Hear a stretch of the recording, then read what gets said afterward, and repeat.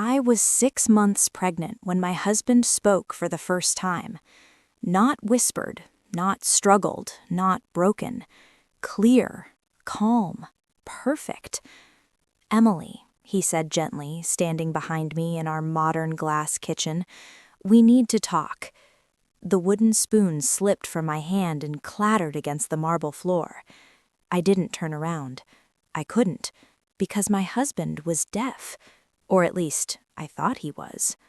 The moment everything broke. I had just finished writing him a note. That was how we communicated, always had. Notes, gestures, signs, soft touches on the wrist or shoulder. A life built on silence. "Do you want sparkling water or juice with dinner?" I'd written it carefully, rounding each letter so he could read it easily. I held the paper up over my shoulder, smiling. Then I heard his voice. Not imagined, not remembered. Real. My heart slammed so hard against my ribs I thought I might pass out. "I'm not deaf, Emily." The note floated down like a dead leaf. I turned slowly, my pregnant belly brushing the counter. My husband, Lucas Hart, stood there calmly, hands relaxed at his sides, brown eyes steady. "I never was," he said. "Let me start from the beginning. Some stories don't make sense unless you start at the very beginning. I'm 66 years old now. I've lived a long life since that night, long enough to understand that love isn't always clean or kind, but it is always honest in the end. Back then, I was 31, single, overworked, quietly lonely. I was a project manager at a design firm in Seattle, renting a tiny apartment with thin walls and a broken heater. Every Sunday, my mother called, and every Sunday she reminded me of everything I wasn't. "Your cousin just had her second baby. Did you hear? Linda's daughter got engaged. Emily, men don't wait forever." I told myself I didn't care, but I did. The man everyone thought was perfect. That's when my mother mentioned Lucas. "His mother is a friend from church," she said. "He's brilliant, built a software company, very successful." I almost laughed. Successful men didn't notice women like me. "There's just one thing," she added carefully. "He's deaf, an accident years ago." Something in my chest softened.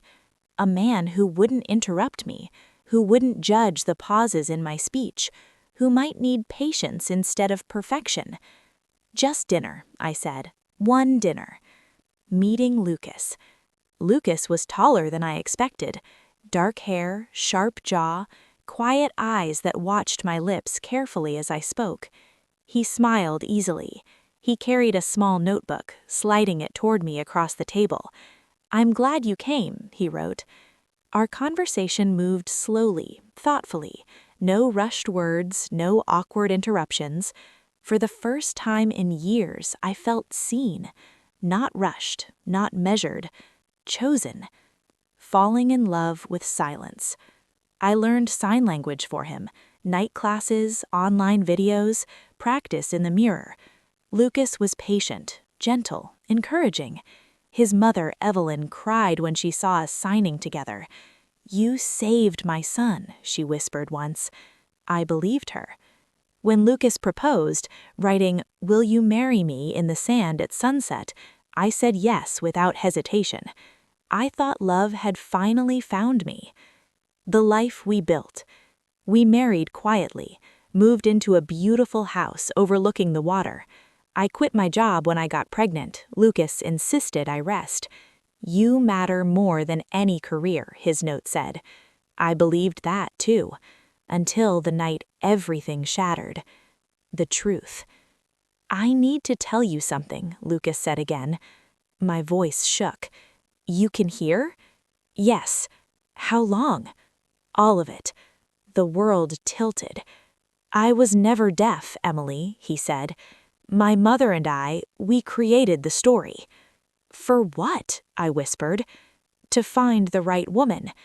The baby kicked hard inside me, and I realized I had married a stranger. The lie beneath the silence. I stared at Lucas like he had suddenly become someone else. No, worse, like he had always been someone else and I was only now allowed to see it. "You lied to me," I said slowly, "every single day." Lucas swallowed. "I didn't plan for it to go this far." My hands shook as I pressed them against my belly. The baby moved again, sharp and sudden, as if she felt my panic. "You watched me struggle. You watched me learn an entire language. You let me quit my job. You let me believe my life had to shrink to fit your disability." "I know," he said quietly, "and I hate myself for it." That made something inside me snap. "No," I said, "you don't get to say that and feel better. You don't get relief from guilt. You did this to me." Lucas sat down slowly, like he was afraid I might collapse.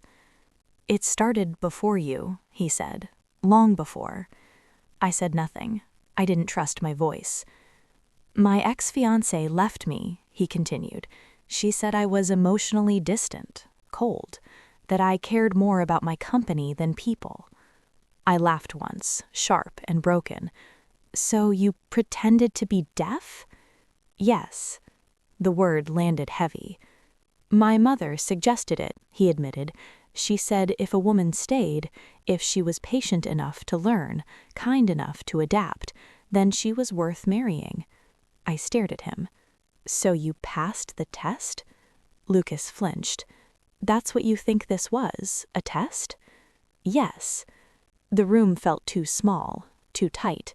"You don't test people you love, you trust them. I didn't think anyone would choose me if they saw the real version first."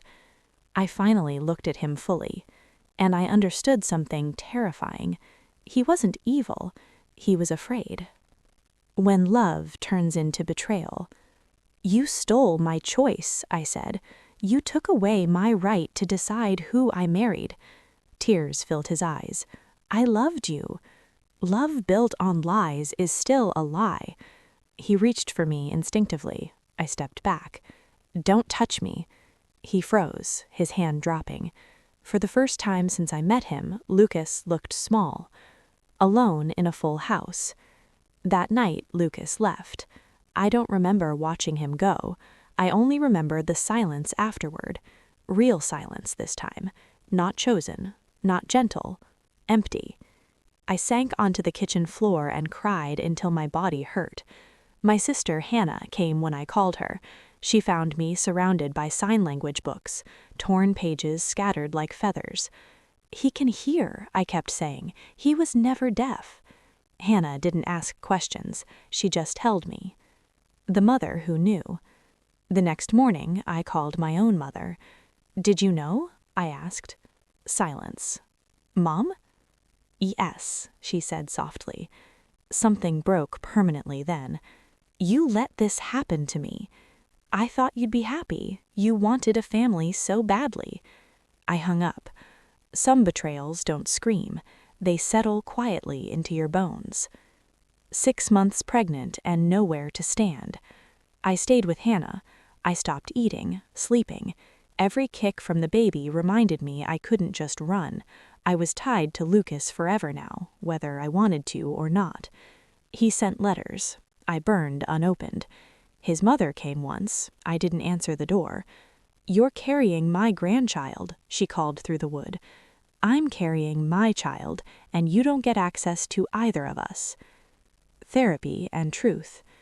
Hannah found me a therapist, Dr. Elaine Morris. She listened quietly as I told the whole story. When I finished, she said, "What he did was psychological manipulation." I cried in relief. Someone named it. "But," she added gently, "now you have to decide what comes next." I don't know if I can ever trust him. That's fair. Trust is rebuilt, not demanded. Facing him again. I agreed to 1 therapy session, with Lucas present. When he walked in, he looked exhausted. "I'll answer anything," he said. "I swear." "Did you ever mock me?" He whispered, "Yes," at first. Then I stopped, because I loved how hard you tried. The truth hurt worse than lies. The birth. 3 weeks later, our daughter was born. I named her Ava.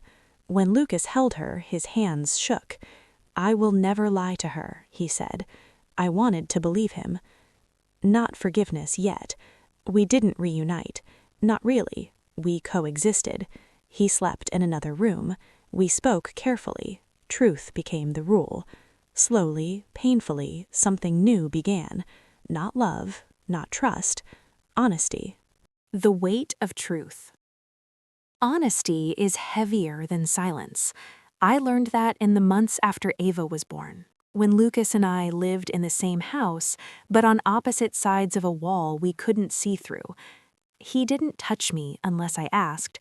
He didn't speak unless it mattered.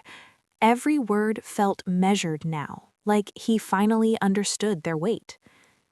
Learning who I was without the lie. Motherhood changed everything. Not in the soft, romantic way people promise, but in a raw, grounding way. Ava needed me. That fact anchored me when my mind spiraled into what-ifs. What if I had never married him? What if I had left the night he confessed? What if my life had been louder, braver, different? I started writing again. Not notes for Lucas, but journals for myself. For the first time in years, my thoughts had sound. Facing his mother.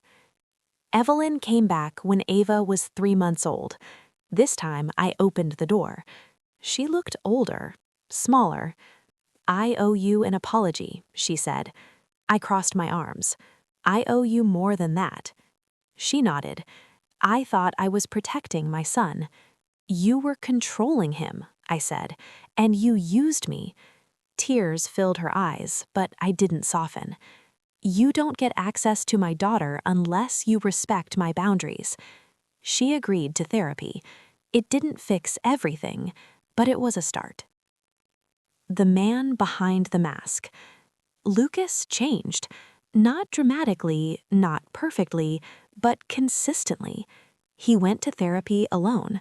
He took parenting classes. He listened without interrupting. One night, as Ava slept between us during a storm, he said quietly, "I don't want to be the man who needed to pretend to be broken to be loved." That was the first time I saw the real him, not the silent hero, not the clever liar, just a flawed man trying to become better. Choosing myself. I went back to work, not full-time, not immediately, but enough to remember who I was outside of wife and mother. Lucas supported it, without conditions. That mattered more than flowers or apologies. Love redefined. We didn't fall back in love. We built it, brick by brick, truth by truth. Some days the past still hurt. Some days it still does. But love isn't the absence of pain. It's the choice to stay honest inside it. Years later, Ava is grown now. Lucas and I are still together, not because we forgot what happened, but because we faced it fully. Would I choose it again? I don't know, but I choose now, and sometimes that's enough. Trust doesn't come back all at once. It returns in small, fragile moments, like the first time I left Ava alone with Lucas and didn't spend the entire hour imagining worst-case scenarios. Like the first time I heard him laugh freely without pretending to be someone else. Like the first time I realized I wasn't afraid of his voice anymore. The anger that stayed. People think forgiveness is a switch. It isn't. I forgave Lucas in pieces. Some days I woke up calm, almost hopeful. Other days I hated him so deeply it scared me. You're allowed to be angry, Dr. Morris reminded me. Anger doesn't mean failure. It means you're healing. One evening, while Ava slept, I finally said what had been burning inside me. "You robbed me of my dignity." Lucas nodded. "I know." I wasn't choosing you. I was choosing a version of you that didn't exist. "I stole that choice," he said quietly, "and I'll spend the rest of my life making up for it." For once, he didn't ask for forgiveness. That mattered. Becoming partners, not roles. We stopped acting like husband and wife. Instead, we became partners, equal, honest, uncomfortable. We talked about money, really talked, about power, about why I had felt smaller in our marriage. "Lucas never wanted you to shrink, but you benefited when I did," I replied.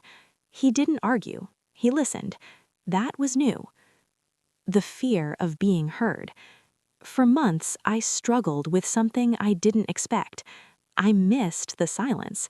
Not the lie, but the quiet. When Lucas spoke, I had to face conflict, disagreement, reality. Silence had protected me from that. Dr. Morris helped me see the truth. I fell in love with a man who couldn't talk over me, I admitted. And now I have to learn to take up space. That scared me more than the betrayal. The second pregnancy. 3 years later, I found myself staring at another positive test. I didn't cry this time. I laughed, nervous, uncertain. When I told Lucas, he didn't celebrate immediately. He asked, "Are you okay with this?" That question alone showed how far we'd come. Our son, Noah, was born during a rainy spring. Lucas was different this time, not performing, not proving, just present. The woman I became. Motherhood didn't soften me, it sharpened me. I set boundaries, with Lucas, with Evelyn, with my own mother. Some relationships survived, some didn't, but I finally understood something important. Love without honesty is just control dressed up as care. Looking back from here, I'm older now, wiser, maybe. Lucas and I renewed our vows quietly years ago. No promises of perfection, just one sentence each. "I choose honesty," he said. "I choose myself," I replied. And somehow those two choices finally aligned. If you ask me whether I regret staying, my answer changes depending on the day. But if you ask whether I regret learning my worth, never.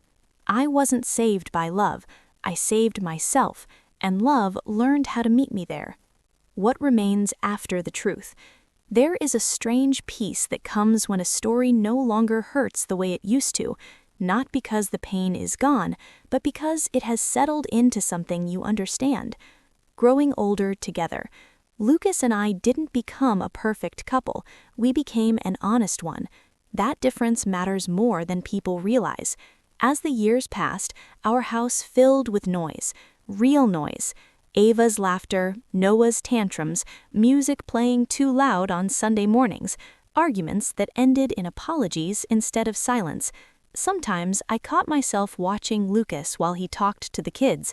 I wondered if he ever thought about the man he pretended to be, the silent one, the protected one, the man who never had to explain himself. One evening, years later, I finally asked, "Do you ever miss it?" I said. The quiet. He thought for a long time. "No," he said, "because silence let me hide, and hiding cost me almost everything." The shadow that never fully leaves. Even now, decades later, there are moments, a sudden memory, a phrase that lands wrong, a silence that feels too familiar. Betrayal doesn't disappear. It fades, it softens, but it leaves a scar. And scars don't mean weakness, they mean survival. Lucas learned to live with that truth. So did I. Teaching our children the truth. When Ava was 16, she asked me something unexpected. "Mom," she said carefully, "why did you wait so long to forgive Dad?" I didn't lie. Because love doesn't erase harm, and forgiveness isn't owed, it's chosen. She nodded slowly. Years later, Noah asked Lucas, "Why do you always tell the truth, even when it gets you in trouble?" Lucas smiled sadly. "Because lies can buy comfort, but they cost your soul." The woman I almost lost. Sometimes I think about the version of me who stood in that kitchen, pregnant and shaking, hearing her husband's voice for the first time. I want to reach back and tell her something. You are not stupid. You are not weak. You didn't fail. You trusted, and trust is never a flaw. Was it worth it? People love simple endings. They want yes or no, stay or leave, forgive or walk away. Real life doesn't work that way. Some days I believe staying saved us. Other days I wonder who I might have been if I'd left. Both truths can exist at the same time. What I know for certain is this: I stopped being silent. I stopped shrinking. I stopped believing love meant sacrifice without consent, and that changed everything. The last choice. Lucas and I are old now. Our hands are slower, our steps careful, our conversations deeper. We sit on the porch in the evenings talking about small things, the weather, the grandchildren, the quiet joy of surviving ourselves. Sometimes he reaches for my hand, sometimes I let him, sometimes I don't, and he respects that, because that is what real love looks like. Final words. I married a man who lied about who he was, but I stayed long enough to meet the man he became, and, more importantly, I stayed long enough to become myself. That is the story, not of betrayal, not of forgiveness, but of choice, the one I make every day.